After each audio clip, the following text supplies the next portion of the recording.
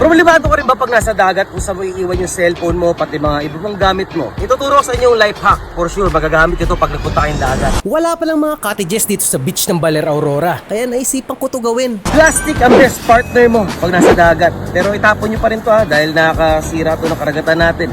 Ilalagay lang natin tong mga gamit natin sa plastic. Yan, lagay mo rin to. Dito yung iba nating wallet, pati condom. Tapos, secure lang natin siya. Ilak ng maigi. Siguraduhin natin na dapat walang papasok dyan na any kind of elements. Elements of gold, water, and blue. Yan, secure na. Ilak natin siya. And the next step, magukay ka lang.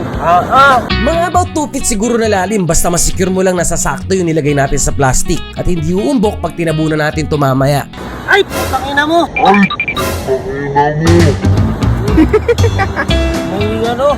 Ang tawag doon? Alimango. Alimango. Yan.